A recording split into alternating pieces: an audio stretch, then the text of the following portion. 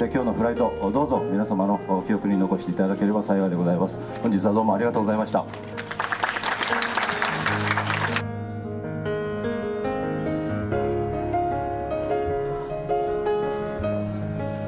今回で747-400の利益はなくなりますが、今後の皆様の、すいません、ありがとうございました。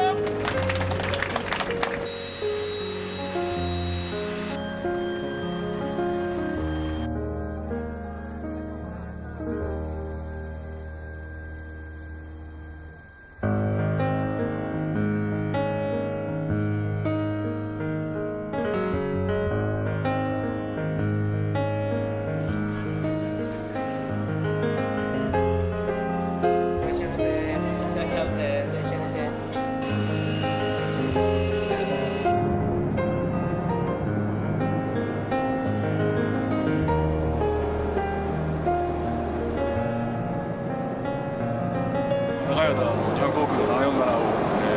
ご愛顧いただきまして本当にありがとうございました。41年間親しまれてきた飛行機がなくなってしまうのはすごくとても寂しい気持ちなんですけれども、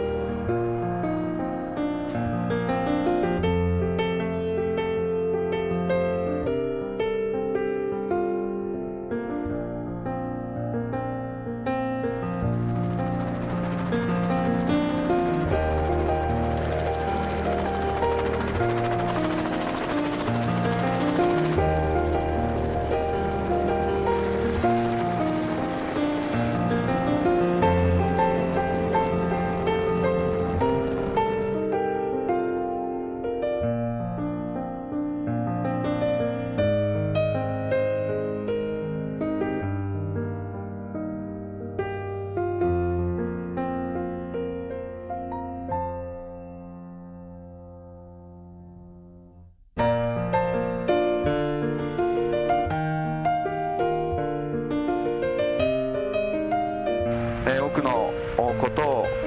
この747より学び、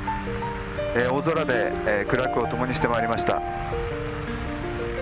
この高性能で美しい航空機に乗務できたことを感謝し、また